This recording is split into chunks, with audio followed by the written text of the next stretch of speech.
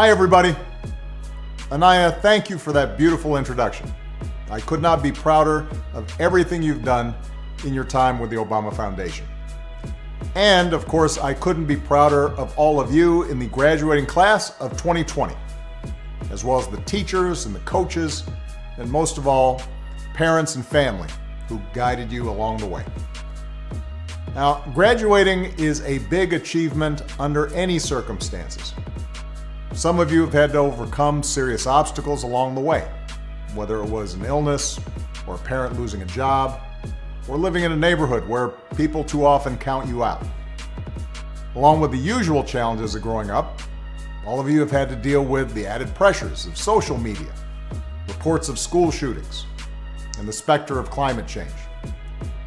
And then, just as you're about to celebrate having made it through, just as you've been looking forward to proms and senior nights, graduation ceremonies, and let's face it, a whole bunch of parties, the world is turned upside down by a global pandemic.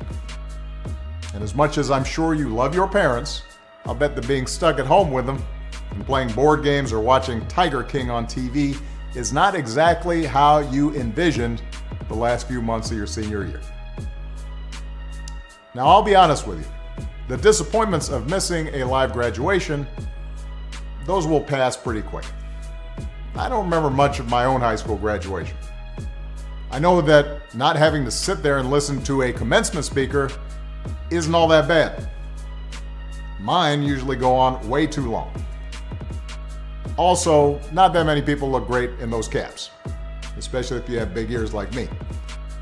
And you'll have plenty of time to catch up with your friends once the immediate public health crisis is over. But what remains true is that your graduation marks your passage into adulthood, the time when you begin to take charge of your own life. It's when you get to decide what's important to you, the kind of career you want to pursue, who you want to build a family with, the values you want to live by. And given the current state of the world, that may be kind of scary. If you'd planned on going away for college, getting dropped off at campus in the fall, that's no longer a given. If you are planning to work while going to school, finding that first job is going to be tougher. Even families that are relatively well off are dealing with massive uncertainty. Those who were struggling before, they're hanging on by a thread. All of which means that you're going to have to grow up faster than some generations. This pandemic has shaken up the status quo and laid bare a lot of our country's deep-seated problems, from massive economic inequality to ongoing racial disparities to a lack of basic health care for people who need it. It's woken a lot of young people up to the fact that the old ways of doing things just don't work. That it doesn't matter how much money you make if everyone around you is hungry and sick, and that our society and our democracy only work when we think not just about ourselves, but about each other. It's also pulled the curtain back on another hard truth, something that we all have to eventually accept once our childhood comes to an end. You know, all those adults that you used to think were in charge and knew what they were doing? Turns out they don't have all the answers. A lot of them aren't even asking the right questions. So, if the world's going to get better, it's going to be up to you. That realization may be kind of intimidating, but I hope it's also inspiring. With all the challenges this country faces right now, nobody can tell you, no, you're too young to understand, or this is how it's always been done. Because with so much uncertainty, with everything suddenly up for grabs, this is your generation's world to shape. Since I'm one of the old guys, I won't tell you what to do with this power that rests in your hands, but I'll leave you with 3 quick pieces of advice. First, don't be afraid. America's gone through tough times before. Slavery, civil war, famine, disease, the Great Depression, and 9/11. And each time, we came out stronger.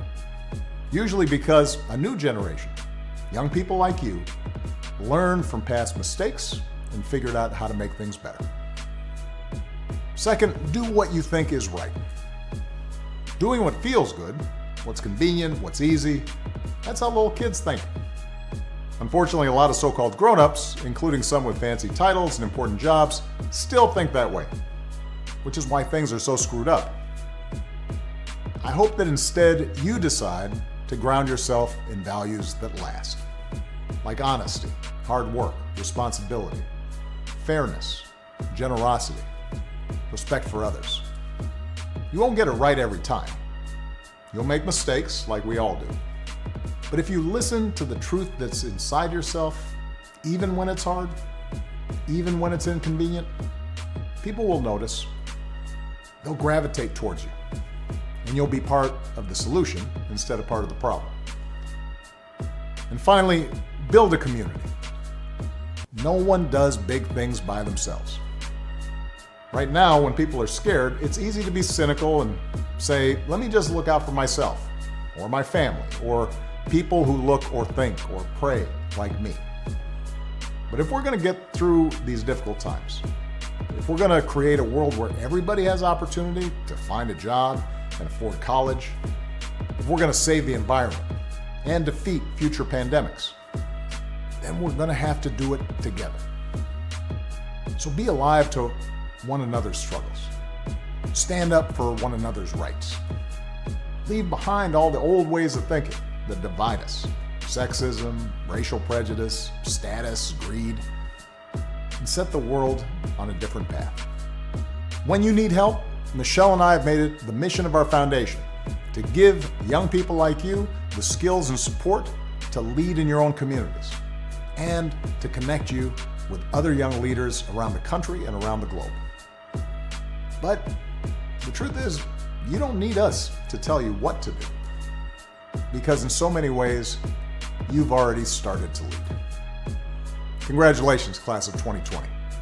Keep making us proud.